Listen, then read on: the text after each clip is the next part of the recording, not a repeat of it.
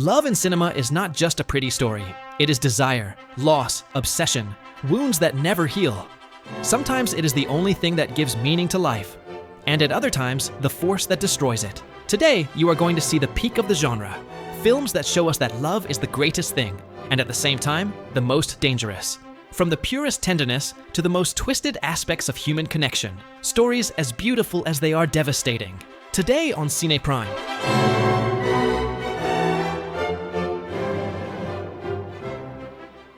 Love has always been tied to glances, caresses, to what is tangible. But in Her, Spike Jonze asks us an uncomfortable question. What does it mean to love when the physical is no longer necessary? The film follows a lonely man who, in the midst of a routine life full of emotional wounds, finds companionship in an artificial intelligence operating system. It may sound cold, but the story is the exact opposite. Intimate, human, and profoundly moving. Her is a journey to the essence of what we feel when we love. The need for connection, the voice that makes us feel accompanied, the illusion of being truly understood. Visually, it is hypnotic, bathed in warm tones that wrap the viewer in tenderness and melancholy. And Joaquin Phoenix delivers a heartbreaking performance, making loneliness something almost tangible. Far from being futuristic science fiction, Her is a mirror of our present. We live in a world where technology connects and separates us at the same time. And in that paradox, Jonze built one of the most beautiful and modern love stories in the history of cinema.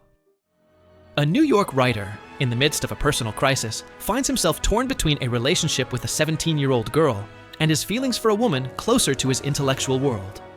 What seems like a simple romantic comedy becomes a human portrait of the fragility of love and the contradictions of desire.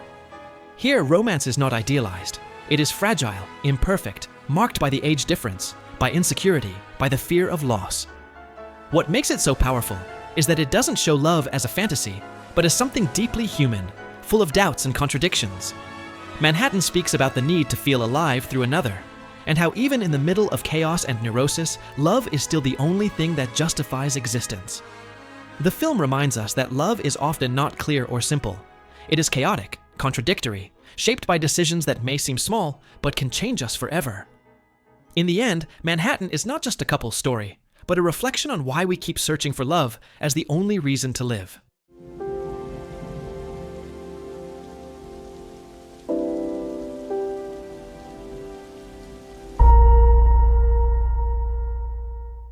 In the 1960s, a housewife in Iowa, trapped in the routine of family life, sees her world turned upside down when a National Geographic photographer knocks on her door asking for directions. What begins as a casual encounter becomes a brief romance so intense it will mark them both forever. Clint Eastwood surprises with one of the most delicate and heartbreaking films about impossible love. Here, the romance is neither youthful nor idealized. It is mature, profound, full of silences, glances, and decisions that weigh more than any word. The camera lingers on gestures, on the intimacy of a kitchen, on the rain hitting the window. And it is in those details that truth emerges. Meryl Streep and Clint Eastwood deliver immense performances, showing how even a fleeting love can leave eternal scars. The Bridges of Madison County shows that sometimes the greatest love is not the one we live, but the one we give up. And it is that renunciation that makes it unforgettable.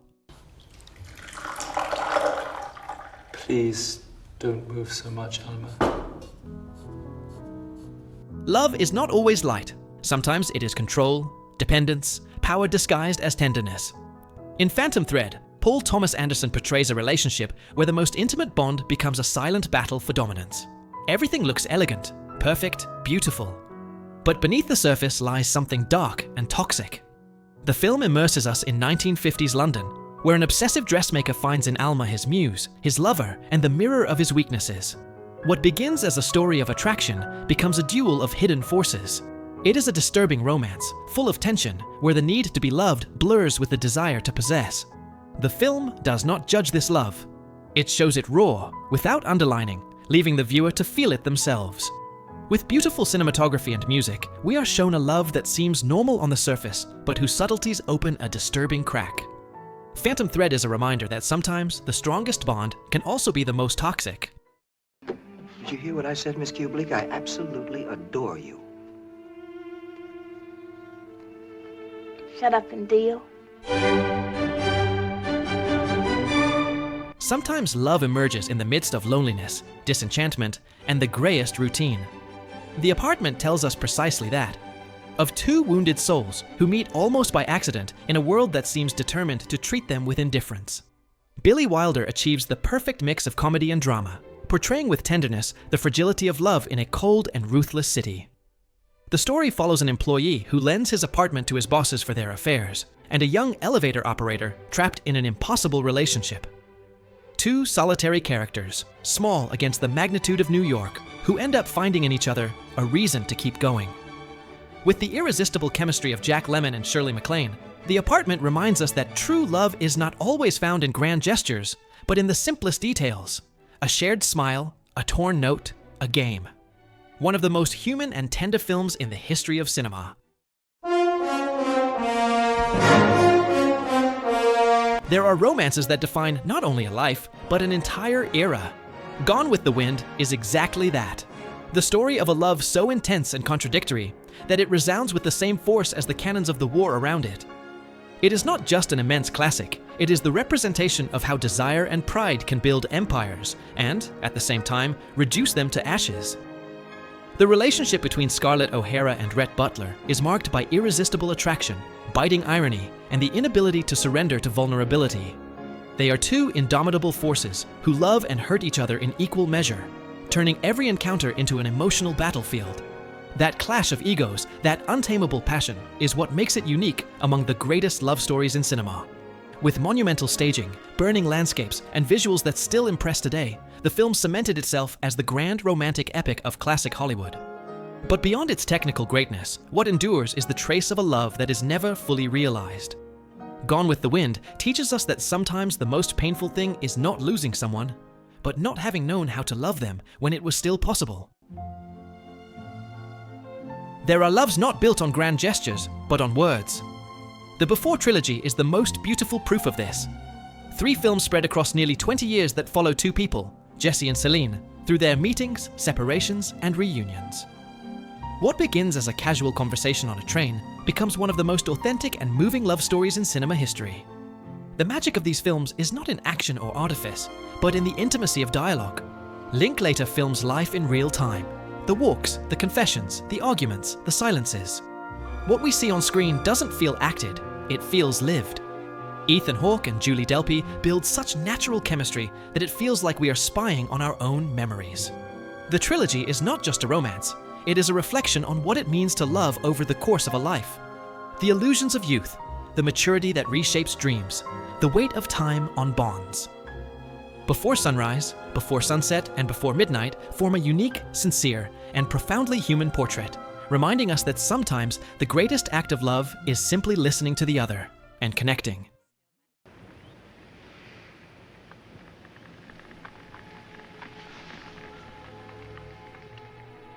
If there is a gaze in cinema that contains all the love in the world, it is Nastassja Kinski's in Tess. Fragile, radiant, so pure it seems unreal. Her image before her first kiss sums up why this film is much more than a literary adaptation. It is one of the most intense and tragic love stories ever filmed. Based on Thomas Hardy's novel, Tess tells the life of a young peasant marked by fate, facing a cruel destiny in a society that never gives her a break. But what makes it a masterpiece of romance is the way Polanski, together with cinematographer Nestor Almendros, transforms tragedy into pure visual poetry. Every frame looks like a painting. Every landscape reflects the state of her soul. What moves us in Tess is not only the love she experiences, but the love that is stolen from her. The film portrays a bond doomed from the start, but with such delicacy that even in its pain, it is beautiful. Kinski's performance is fundamental. At only 18, she radiates a mix of innocence and passion that makes every gesture unforgettable. Rarely has an actress's face conveyed so clearly the vertigo of loving without protection. Tess is, in essence, an impossible romance that unites the sublime and the heartbreaking, with a unique depth and purity. For many, it will be a hidden gem. For me, it stands with the greatest love stories cinema has ever given us. And perhaps, just perhaps, it is the greatest of all.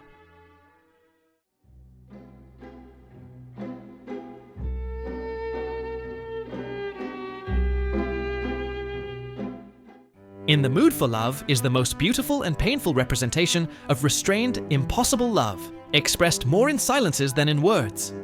Wong Kar-wai builds an absolute masterpiece about two neighbors who discover their spouses are unfaithful, and between them, a bond is born that is as pure as it is forbidden. What dazzles here is not the action, but the atmosphere. The narrow hallways, the damp staircases, the alleyways lit with red lanterns. Every corner seems to hold a secret. Maggie Cheung and Tony Leung don't need grand declarations, just a lingering glance, a contained touch, a half-whispered conversation. Everything about them speaks of desire that cannot be fulfilled. With some of the most beautiful cinematography in cinema history, and music that envelops like a memory, In the Mood for Love achieves something almost impossible. It makes the viewer feel the intensity of a love that never consummates. The film reminds us that sometimes the most eternal thing is not what we live, but what we long for. In its restraint, in its melancholy, In the Mood for Love reaches the sublime. It proves that cinema, like love, can be devastating without showing anything explicit. Because what hurts most is not the absence of a kiss, but the certainty that it will never come. He's looking at you, kid. The most legendary love story in the history of cinema. Casablanca is not just a classic. It is the romance that defined what we understand as love and sacrifice. In the midst of World War II, in a cafe in Morocco, the destinies of Rick and Ilse cross, and what could have been a happy reunion becomes the most painful decision of their lives.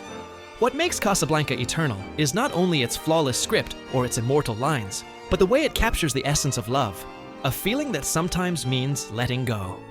Humphrey Bogart and Ingrid Bergman give us glances filled with nostalgia and desire, some of the finest dialogue in cinema, as if every word were too small to contain all that they feel. The film has something that transcends time. It speaks of love as an act of giving, as something that does not always seek personal happiness, but a greater good. That is why, more than 80 years later, it still moves audiences like the first day. Casablanca is not just the peak of romantic cinema, it is the certainty that sometimes to love is to let go. Love in cinema can be light or destruction, but it always leaves a mark. What is the romantic film that marked you the most? Leave it in the comments, and let's see if you can guess which one marked me most. I think it's easy to tell. If you want to keep sharing this passion, follow me on Letterboxd and Instagram. Write to me there. I love reading you and debating with you. See you very soon.